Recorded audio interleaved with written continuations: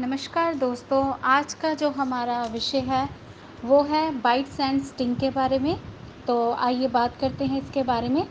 Bytes and sting should always be taken seriously because affects there effects can be fatal. यानी कि जो bytes हैं, जो stings हैं, यानी कि अगर किसी जानवर ने काट लिया है या फिर किसी जानवर ने कोई जिसने कि डस लिया है, उसे हम सीरियसली, चाहे वो छोटे से छोटा ही जीव क्यों ना हो, उसे थोड़ा सा सीरियसली लेना आपको चाहिए, क्योंकि ये फैटल भी हो सकते हैं, यानी कि इससे किसी व्यक्ति की मृत्यु तक भी हो सकती है। तो सबसे पहले जो डेंजरस जिसे कि माना गया है वो है स्नेक बाइट। तो आइए हम बात करते हैं सबसे पहले स्नेक बाइट के बारे में। तो स्नेक बाइट देखिए, जब तक जो स्नेक बाइट है, ज़्यादातर ये अगर स्नेक्स को छेड़ा जाए तो ही ये बाइट करते हैं। और सारे स्नेक्स जो हैं वो पॉइजनस बिल्कुल नहीं होते हैं। ज़रूरी नहीं है कि हर स्नेक पॉइजनस ही होगा। यहाँ तक कि कुछ स्नेक तो ऐसे होते हैं कि जो जिनसे कोई ख़तरा ही नहीं होता, लेकिन जो ज़्यादातर स्नेक्स हैं वो पॉइजनस होते हैं। तो किसी में कम थोड़ा पॉइज़न होता है और किसी में थोड़ा ज़्यादा पॉइज़न होता है। और जो स्नेक होता है वो अपने डिफेंस के लिए बाइट करता है। स्नेक ही नहीं बल्कि कोई भी जो है इस तरह का जानवर, वो अपने डिफेंस में फाइट करता है और बाइट करता है। खास करके यहाँ पे स्नेक की अगर हम बात करें तो स्नेक को अगर छेड़ा जाए वो तब भी बाइट करेगा, अदरवाइज़ वो बाइट नहीं करेगा। तो सबसे पहले हमें इसके बारे में पता होना चाहिए, इसकी जांच के बारे में पता होना चाहिए कि स्नेक जो है वो पॉइजनस है या नॉन पॉइजनस है, यानी कि उसमें जहर है या कम है या फिर बिल्कुल नहीं है। तो अगर स्नेक पॉइजनस है तो आप उसे कैसे पहचान सकेंगे? और जो स्नेक है, अगर वो किसी को बाइट करके चला गया तो आपको नहीं पता कि वो कहाँ पे बाइट करके, वो कैसे कहाँ चला गया, बाइट करके आपने उसे नहीं देखा, तो आपको पता होना चाहिए कि उस पॉइज़न का जो ट्रीटमेंट है वो हम उस विक्टिम को कैसे देंगे।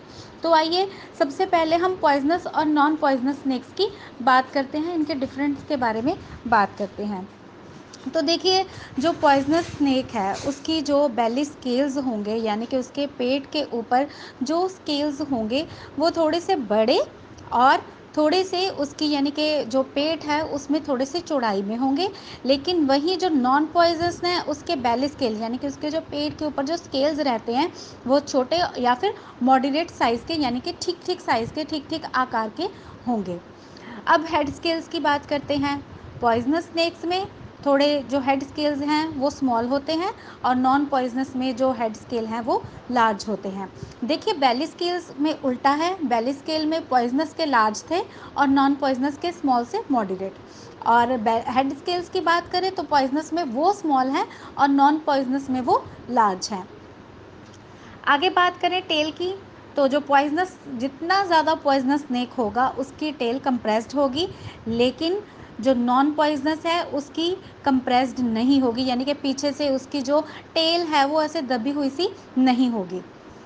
और अगर बाइट की बात करें तो जहाँ पे अगर पॉइजनस स्नेक ने अगर काटा हो तो वहाँ से उसके 2 दाँतों के निशान, यानी कि 2 ऊपर 2 नीचे पड़ जाएँगे। लेकिन अगर किसी नॉन पॉइज़नस स्नेक ने काटा हो, बाइट किया हो, तो उसके छोटे-छोटे दाँतों के निशान पड़ेंगे, यानी कि, लेकिन जो निशान है वो बहुत सारे टीथ्स के होंगे। तो इससे हमने जाना कि जो नॉन पॉइज़नस है वो कैसा होगा और पॉइज़नस जो है उसकी क्या पहचान होगी। तो इससे हम पता चला सकते हैं कि जो स्नेक था वो पॉइज़नस था या नहीं था। लेकिन इंडिया में अगर कुछ स्नेक्स की बात करें, हम जो पाए जाने वाले स्नेक्स हैं उनमें है कोबरा, जिसे कि नाग या फिर काला सांप भी कहा जाता है, जो कि 1.5 से 2 मीटर तक लंबा होता है और कलर इसका ज़्यादा ब्लैक होता है।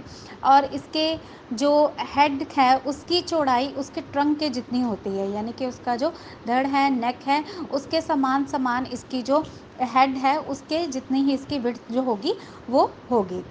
और इसके जो बेली स्केल्स हैं वो भी ब्लैक कलर के होंगे या फिर बहुत ज़्यादा डार्क ब्लैक कलर में होंगे। और ये जो टेल है इसकी वो शील्ड्स में डिवाइड होगी, यानी कि अलग अलग हिस्सों में डिवाइड होगी। तो ये हमने जाना कोबरा के बारे में। अब बात करते हैं किंग कोबरा के बारे में। तो ध्यान रखें, दोनों में डिफरेंस है, कोबरा और किंग कोबरा। कोबरा को हम नाग या फिर काला सांप भी कहते हैं हिंदुस्तान में। और या फिर हमारे जो किंग कोबरा है उसे हम राजनाग, हमारी लैंग्वेज में राजनाग या फिर राज सांप भी जो है वो कहा जाता है। लेकिन इसमें और इसमें फ़र्क क्या है? देखिए, कोबरा की जैसे हमने लेंथ देखी कि 1.5 से 2 मीटर तक लंबी होती है, लेकिन जो किंग कोबरा है उसकी लेंथ 2.5 से 4 मीटर तक लॉन्ग की हो सकती है। और ये कई कलर्स में जो होता है पाया जाता है, जैसे कि green, brown, yellow, black, white और येलो इनके जो होते हैं वो क्रॉस बार्स इनकी बॉडी पे रहते हैं। और एक हुड भी होती है इनके, जो कि बिना किसी मार्क के होती है, यानी कि उसमें कोई ज़रूरी नहीं है कि कोई मार्क हो, तो एक हुड भी इनके ऊपर जो है वो रहती है। और एक है कॉमन क्रेट या फिर जिसे कावरिया भी बोलते हैं, तो ये भी काफ़ी लंबा सांप है और ये पॉइजनस स्नेक है। तो ये सारे मैं आपको पॉइजनस स्नेक्स के बारे में बता रही हूँ। आगे बात करें बैंडेड क्रेट, जो कि 2 मीटर तक लंबा, काला रंग का और या फिर येलो रंग के उसके ऊपर क्रॉस से बने होते हैं। आगे है कॉमन ग्रीन पिट वाइपर, जिसे कि बैम्बू स्नेक या फिर हरा पिशी भी अपने इंडिया में जो है वो बोला जाता है। आगे है रसल वाइपर, तो रसल वाइपर भी 1.5 मीटर तक लंबा होता है, ब्राउन या फिर बफ ब्लैक कलर में होता है। और ये जैसे ब्लैक डायमंड्स की इसके ऊपर 3 सीरीज़ बनी होती हैं, यानी कि स्पॉट्स बने होते हैं 3 सीरीज़ में, बड़े छोटे फिर उससे छोटे। और इसके हेड के ऊपर एक वी मार्क का जो होता है निशान वो रहता है, तो उसे हम रसल वाइपर कहते हैं। और उसका जो पेट का रंग होगा वो वाइट होगा और उसके ऊपर चौड़े चौड़े से प्लेट्स भी बने होंगे। तो ये कुछ ऐसे स्नेक्स हैं जो कि हमारे इंडिया में पाए जाते हैं। आगे हम बात करते हैं, अगर कोई ऐसा विक्टिम है जिसे कि स्नेक ने बाइट कर लिया हो, तो उसके साथ हम क्या करेंगे? तो उस पेशेंट के साथ देखिए, आप सबसे पहले तो जानिए कि जो मार्क्स हैं उसके 2 फैंग मार्क्स हैं, उन्हें हम देखेंगे कि वो कितने चौड़े हैं। और इसके साथ जो साइन एंड सिम्टम होंगे स्नेक बाइट के, तो सबसे पहले अगर आपने सांप को देख लिया तो आप सांप को देखकर पहचान सकते हैं, जैसे कि मैंने आपको पहले बताया कि कैसे कैसे हम उसे पहचान सकते हैं। तो अब जैसे आप उसे पहचान सकते हैं कि वो पॉइजनस है या फिर नॉन पॉइजनस है। तो आगे हम उसकी मैनेजमेंट जो है वो करेंगे, लेकिन पहले हमने साइन एंड सिम्टम देखने हैं पेशेंट में। तो साइन एंड सिम्टम क्या होंगे पेशेंट में? वो है इंटेंसिव पेन, यानी कि उसे बहुत ही ज़्यादा पेन होगी।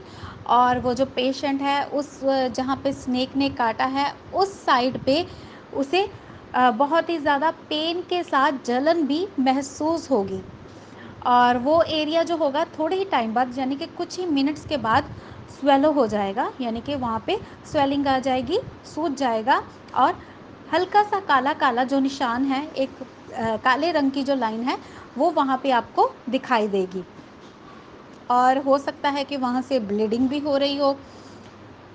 तो अगर स्नेक बहुत ज़्यादा पॉइजनस है तो इसके साथ पेशेंट वॉमिट करेगा, कोलैप्स भी हो सकता है, यानी कि उसके जब कोलैप्स होता है, जब बॉडी के वाइटल ऑर्गन्स ब्रेन तक ऑक्सीजन नहीं पहुंच पाती, तो जो बॉडी है, जो ऑर्गन्स है वो कोलैप्स हो जाते हैं और फिर कोमा में भी जो पेशेंट है वो जा सकता है। और कुछ ही मिनटों के भीतर भीतर उसकी जो डेथ है वो भी हो सकती है। लेकिन अगर जो स्नेक है उसका पॉइज़न का असर कम है या फिर वो नॉन पॉइजनस है, तो उससे गिडीनेस होगी, यानी कि पेशेंट को चक्कर आएंगे, वो थका थका सा महसूस करेगा, मस्कुलर वीकनेस होगी, यानी कि उसे बहुत ही अपने आप में कमज़ोरी महसूस होगी। और उसे पैरालिसिस भी होने का खतरा जो है वो हो सकता है जहाँ के स्नेक ने उसे काटा हो। और उसे जो सांस लेने में दिक्कत आएगी, हो सकता है उसकी सांस या तो बहुत ही धीमा हो या फिर बहुत ही ज़्यादा वो मुश्किल से सांस ले पाए। और कुछ ही घंटों के बाद हो सकता है उसकी जो सांस है वो चलनी रुक जाए और उसे दौरा भी पड़ सकता है और उसकी जो हार्ट बीट है वो बंद हो सकती है। और इसके साथ ही जो सी स्नेक हैं, उनके जो होते हैं शार्प प्रिक होते हैं, यानी कि उनके जो नुकीले दांत होते हैं वो बहुत ही ज़्यादा पेनलेस होते हैं, यानी कि जो पानी में पाए जाने वाले सांप हैं, उनके नुकीले दांत होने की वजह से जब वो काट लेते हैं तो पेशेंट को बहुत ही ज़्यादा पेन महसूस होती है, उन्हें मस्कुलर पेन होती है, स्टिफनेस यानी कि बॉडी में जकड़न होती है, स्टार्टिंग इन द नेक जो कि उनकी गर्दन से शुरू होती है और फिर शोल्डर और हिप्स तक चली जाती है।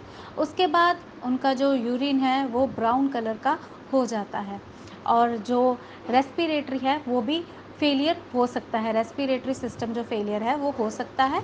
और जो इसके बारे में सबसे ज़्यादा महत्वपूर्ण बात है, ये बात करते हैं फर्स्ट एड मेजरमेंट की। तो स्नेक बाइट में हम फर्स्ट एड मेजरमेंट क्या देंगे, इसके बारे में आप ध्यान दें क्योंकि ये बहुत ज़्यादा इम्पॉर्टेंट है। सबसे पहले तो आपने पेशेंट को देखिए लेटा देना है किसी कंफर्टेबल प्लेस पर, और क्योंकि वो बहुत डरा हुआ है क्योंकि उसे सांप ने काट लिया है, तो आपने उसे तसल्ली देनी है, रीअश्योर करना है। उसके बाद एक ब्रॉड फर्म क्रीप बैंडेज लेके आप जो जहाँ पे स्नेक ने काटा है उसके ऊपरली साइड पर बांधिए, और इतना टाइट इसे बांधिए कि सिर्फ एक फिंगर जाने की ही जगह उसमें हो, लेकिन उसे लूज़ नहीं बांधना, ये बात आप ध्यान रखिए। और अगर आपके पास टॉर्निकेट है तो आप उसका भी इस्तेमाल जो है वो कर सकते हैं। उसके बाद है आपको पेशेंट को इमोबलाइज़ करना है, यानी कि आपको पेशेंट को ज़्यादा हिलने जुलने के लिए नहीं बोलना है। उसके बाद आपको जो पेशेंट है, जो पेशेंट की जो बैंडेज हमने की है वो वहीं पे रहने दीजिए, उसके लिए आप वहीं पे रहे, उसके लिए आप किसी सप्लिंट की सहायता भी कर ले सकते हैं जब तक के पेशेंट को हम मेडिकल केयर जो है वो नहीं दे देते। उसके बाद आप प्लेन वाटर लीजिए, सोप एंड वाटर लीजिए, उससे जो बिटन एरिया है उसे आप अच्छी तरह से साफ़ कर दीजिए, और फिर पेशेंट को जल्दी से जल्दी आपने हॉस्पिटल में ट्रांसफ़र कर देना है। लेकिन अगर पेशेंट अनकॉन्शियस है या फिर उसकी सांस बंद हो चुकी है या फिर उसके दिल की धड़कन जो है वो बंद हो चुकी है, तो आप उसे कैसे ट्रीटमेंट देंगे, इन बातों को आप ध्यान में रखिए। तो सबसे पहले आपने क्रीप बैंडेज जैसे कि मैंने पहले बताया वो बांधनी है। उसके बाद बिटन एरिया को आपने वॉश करना है अच्छी तरह से, और 3 मिलीमीटर का यानी कि का 3 का जो डीप कट है वहाँ पे लगा देना है जहाँ के स्नेक ने काटा हो। लेकिन ध्यान रहे ये एक स्टरलाइज रेज़र ब्लेड से ही आपने ये कट जो है वो लगाना है। उसके बाद आप सक्शनिंग अगर आपके पास है तो आप सक्शनिंग भी उससे कर सकते हैं। तो सक्शनिंग एक पंप होता है, ठीक है, जिससे कि हम वुंड के ऊपर उसे रख के जितना भी उसका जहर वाला जो ब्लड है उसे हम सक कर देते हैं उसके साथ, यानी कि उसे हम पॉइज़न को जो है वो बाहर निकाल देते हैं। उसके बाद आप आइस पैक जो है वो अप्लाई कीजिए, यानी कि बर्फ़ लगाइए। उसके बाद आपको पेशेंट को वहीं लेटे रहने देना है, ज़्यादा हिलने जुलने से मना करना है, और उसे हॉस्पिटल में आपको जितनी जल्दी से जल्दी हो सके उसे ट्रांसफ़र करना है। उसके बाद कॉटराइज़ेशन भी आप कर सकते हैं, अगर आपके पास अवेलेबल है तो वो भी आप यूज़ कर सकते हैं, जिससे कि ब्लीडिंग जो होगी वो कम होगी और जो पेशेंट का जो पॉइज़न वाला एरिया है वो भी क्लीन हो जाएगा। अब बात करते हैं, तो ये थी स्नेक बाइट की बात, और अब बात करेंगे हम स्कॉर्पियन बाइट की, यानी कि अगर बिच्छू ने किसी जो विक्टिम है उसे अगर डस लिया है तो उसके लिए हम क्या मैनेजमेंट करेंगे। तो देखिए, जो अगर बात करें बिच्छू की काटने की, तो ये स्नेक बाइट से भी ज़्यादा बुरा इसका डंग होता है, जो कि बिल्कुल ही थोड़ी सी क्वांटिटी में भी अगर इंजेक्ट हो जाए बॉडी में तो इसके साथ लोकल इरिटेशन, बर्निंग और पेन, और जो पेन होगी वो रेडिएट करेगी उस साइड पे, यानी कि इधर उधर जो होगी वो ऐसे महसूस होगा कि घूम रही है। उसके बाद इसके साथ साथ headache, giddiness, nausea, perfuse respiration, muscular cramps, और पेशेंट अनकॉन्शियस भी हो सकता है। तो अनकॉन्शियस पे हमारा देखिए, जितनी भी अगर बात की जाए अनकॉन्शियस की, तो अनकॉन्शियस पे हमारा एक वीडियो मौजूद है यूट्यूब पर, आप वो देख सकते हैं। तो अनकॉन्शियस पेशेंट के लिए हम अनकॉन्शियस वाली मैनेजमेंट करेंगे यूज़। लेकिन अगर कोई बच्चा जो है उसे लंगडीमा हो गया है तो हम उसके लिए क्या क्या करेंगे। तो सबसे पहले हम बाइट वाली साइड पे, यानी कि जहाँ पर स्कॉर्पियन ने काटा है वहाँ पे एक कपड़ा या फिर टॉर्निकेट का इस्तेमाल करके उस साइड को हम बांध देंगे। और ये थोड़ा सा उस साइड से ऊपर की तरफ आपको करना है। उसके बाद आप उस साइड को, यानी कि जहाँ पे काटा गया है, बाइट हुआ है, वहाँ पे आप इंसिजन करेंगे, यानी कि उस जगह पे आप कट लगाएंगे। उसके बाद आप उस साइड को wash the side with the plain water and dilute solution of potassium पर मैग्नेट, यानी कि आप पोटाशियम पर मैग्नेट का सोल्यूशन भी ले सकते हैं या फिर प्लेन वाटर से भी आपको उस साइड को क्लीन करना है। उसके बाद आपको लोकली आइस पैक, यानी कि उस जगह पर आइस पैक अप्लाई करना है, जिससे कि जो वो एब्जॉर्प्शन है वेनम की, यानी कि जहर की जो एब्जॉर्प्शन है वो हो सके। और उसके बाद आपको जितनी जल्दी से जल्दी हो सके पेशेंट को हॉस्पिटल में ट्रांसफ़र करना है। तो आइए अब बात करते हैं हम बी स्टिंग की, यानी कि अगर जो मधुमक्खी होती है या फिर इस तरह की जो वास्प होती है, अगर उसने येलो वास्प जो होती है, अगर उसने काट लिया है तो हम उस जगह पर क्या करेंगे। तो सबसे पहले हम इसके साइन एंड सिम्टम के बारे में जानते हैं कि हमें कैसे पता चलेगा कि यहाँ पे बी स्टिंग हुआ है। तो सबसे पहले तो जहाँ पे स्टिंग लगा होगा, यानी कि जहाँ पर मधुमक्खी ने या फिर वास्प ने डंक मारा होगा, वहाँ पे इंटेंसिव, यानी कि बहुत ज़्यादा लोकली पेन होगी और वो एरिया जो है स्वेलो हो जाएगा, वहाँ पे रेडनेस हो जाएगी और टेंडरनेस हो जाएगी। और अब इसकी मैनेजमेंट आपको कैसे करनी है, तो आपको किसी नीडल या फिर पिन की मदद से उस जो डंक को है वो निकाल देना है। लेकिन अगर वो डंक नहीं निकल रहा है तो आप उसे हाथों से निकालने की कोशिश मत कीजिएगा, क्योंकि हो सकता है कि उस विक्टिम के स्किन के बाहर स्किन से डंक निकलकर आपके हाथों में लग जाए। तो इसीलिए कभी भी आपको बेयर हैंड्स का इस्तेमाल नहीं करना, हमेशा किसी नीडल की हेल्प लीजिए या फिर किसी पिन की हेल्प के साथ जो कि स्टेरलाइज हो, उससे आप जो स्टिंग है उसे बाहर निकाल सकते हैं। उसके बाद आप सोप एंड वाटर से उसे अच्छी तरह से धोइए और टिंचर आयोडीन या फिर वॉशिंग सोडा या फिर अमोनिया जो है वो आप अप्लाई कर सकते हैं लोकली। और अगर बात की जाए किसी अगर टंग में अगर जो है स्टिंग लगा हो, यानी कि कई बार जो होता है व्यक्ति का जो मुंह अगर खुला है और टंग में अगर स्टिंग लग गया है, तो इससे स्वेलिंग की वजह से जो थ्रोट है वो ब्लॉक हो सकता है और इसमें रेस्पिरेशन जो है वो रुक सकती है। तो इसीलिए हम पेशेंट को आइस देंगे सक करने के लिए। तो थोड़ी सी आइस आपको देनी है और फिर जो टंग है वो स्वेलो हो जाएगी और ऑब्स्ट्रक्ट करेगी रेस्पिरेटरी ट्रैक को। इसके लिए आपको क्या करना है कि आपको हैंकरचीफ के साथ जो है उसे टंग को होल्ड करके रखना है और उसे हल्का सा बाहर निकाल के रखना है जब तक कि डॉक्टर जो है वो आ ना जाए, ताकि जो पेशेंट है उसे सांस लेने में तब तक दिक्कत ना आए या फिर सांस रुकने की वजह से उसकी डेथ ना हो जाए। और अगर पेशेंट अनकॉन्शियस हो गया है तो उसे आप रिकवरी पोजीशन दें, जो कि मैंने अनकॉन्शियस के जो टॉपिक है हमारा उसमें बताया हुआ है। और उसका जो एयरवे है वो आपको मेंटेन करना है। उसके बाद है लिच बाइट। तो लिच बाइट में जो है जो लिच होती है, यानी कि जिसे हम हिंदी में जोक भी बोलते हैं, उसे हम इंग्लिश में लीच बोलते हैं। तो लिच बाइट जो लिच होती है वो ब्लड सक करती है, यानी कि ह्यूमन बॉडी के साथ या फिर किसी भी बॉडी के साथ चिपक कर उसने ब्लड सक जो होता है वो स्टार्ट कर देती है। और इसे आप कभी भी खींच के मत उतारिए, क्योंकि अगर आप खींच के उतारेंगे तो स्किन भी उस विक्टिम की साथ में खींची जाएगी।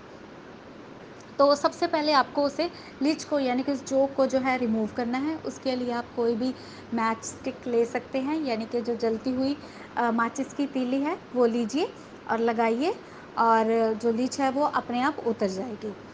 और उस लेकिन ध्यान रहे विक्टिम की स्किन पे वो जो है मैच स्टिक वो ना लगे। उसके बाद आपको उस साइड को सोप एंड वाटर से अच्छी तरह से वॉश करना है और वॉशिंग सोडा या फिर अमोनिया जो है वो लोकली अप्लाई करना है। आगे बात करते हैं हम डॉग बाइट की।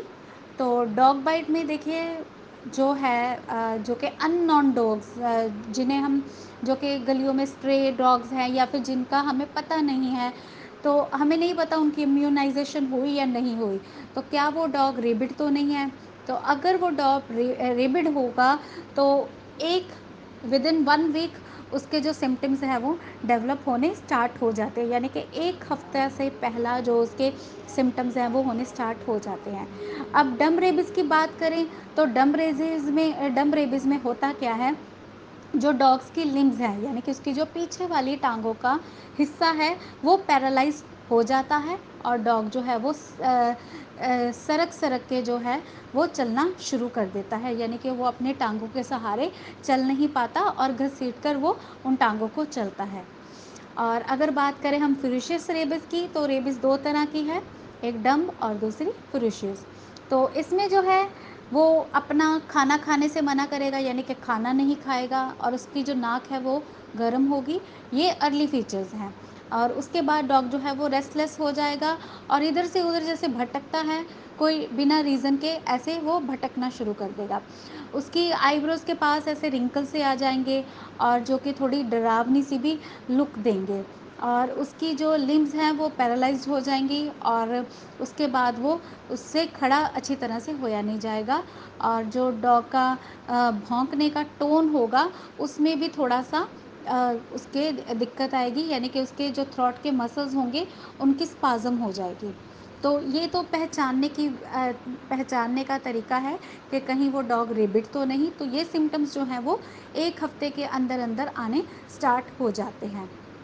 तो इसीलिए अगर डॉग बाइट हुआ है तो आपको उस डॉग पर नज़र रखनी होगी, चाहे वो आपको देखने में बिल्कुल भला चंगा लग रहा हो। अब इसकी बात करते हैं मैनेजमेंट के बारे में। तो मैनेजमेंट है, सबसे पहले जहाँ पे डॉग ने बाइट किया है वहाँ पे आप रनिंग वाटर के साथ अच्छी तरह से सोप एंड वाटर के साथ आप उस जगह को, उस वुंड को क्लीन कीजिए। उसके बाद आपको उस एरिया को अब्रेड करना है, यानी कि कट लगाना है, और प्योर कार्बोलिक एसिड या फिर स्ट्रॉन्ग सोल्यूशन पोटाशियम परमैंगनेट का वो अप्लाई करना है उस एरिया पे। या ध्यान दीजिए, प्योर कार्बोलिक एसिड या फिर स्ट्रॉन्ग सोल्यूशन पोटाशियम परमैंगनेट का वहाँ पे हमने कट लगा के जो है अप्लाई कर देना है। उसके बाद आपको उस एरिया को ड्राई करना है और स्टेराइल ड्रेसिंग से कवर करना है। लेकिन अगर उसमें से ब्लीडिंग हो रही है और वो बहुत ज़्यादा हो रही है, यानी कि कंट्रोल नहीं हो रही, फिर आप पेशेंट को जल्दी से जल्दी हॉस्पिटल में ट्रांसफ़र कीजिए और उसे रेबीज़ की वैक्सीनेशन जो है वो अगर करवाने की ज़रूरत है तो वो करवाइए। अगर कोई स्ट्रे डॉग है तो उसे आप ऑब्जर्वेशन में रखिए, यानी कि देखिए कि उसके साइन एंड सिम्टम को देखिए कि अगर कोई रेबीज़, जैसे कि मैंने पहले आपको साइन एंड सिम्टम बताए डॉग्स में रेबीज़ में पाए जाने वाले, तो उनका आप ध्यान रखें। और आपको जैसे बाकी एनिमल्स की जो बाइट्स के द्वारा मैंने बताया कि ट्रीटमेंट देना है, तो वैसे ही आपको सेम इसमें भी ट्रीटमेंट देना है। तो आगे बात करते हैं हम कोन शेप्ड शेल के बारे में।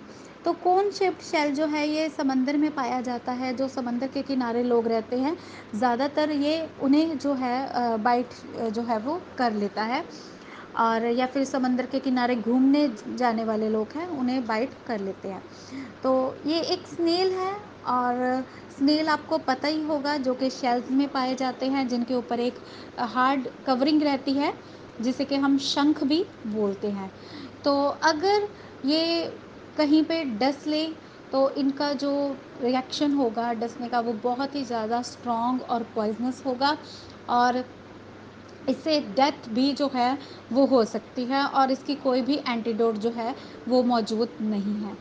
तो इसीलिए कभी भी आप शेल्स को, जिसमें जो कि लिविंग शेल्स हो, उन्हें हाथों में लेने की गलती कभी मत कीजिए। और अगर बात करें हम पल्स की, रेस्पिरेशन की, तो सबसे पहले हमें पेशेंट की पल्स और रेस्पिरेशन ही इसमें चेक करनी है। उसके बाद कार्डियक जो एक्सटर्नल मसाज है वो देनी है। अगर आपको ज़रूरत लग रही है आर्टिफिशियल रेस्पिरेशन देने की तो वो दीजिए, और जितनी जल्दी से जल्दी आपको हो सके पेशेंट को डॉक्टर के पास या फिर हॉस्पिटल में लेके जाना है। तो ये था बाइट्स एंड स्टिंग के बारे में। आगे बात इसके साथ ही, इसके बीच ही मैंने इंक्लूड किया है कोरल कट्स। तो कोरल क्या है? एक रेज़र या फिर शार्प रेज़र। तो अगर कट इसका लग जाता है और इन्फेक्टेड भी इससे होने के चांसेस हैं, यानी कि इन्फेक्टेड भी हो सकता है जो विक्टिम है इसके कट की वजह से, और ये धीरे धीरे जो है स्लोली स्लोली ठीक होता है, और हो सकता है कि अल्सर भी यहाँ पर बन जाए विक्टिम के। तो इसके लिए आप क्या करेंगे? सबसे पहले स्पिरिट से इसे वॉश करेंगे अगर कहीं पे कोरल कट हो गया है।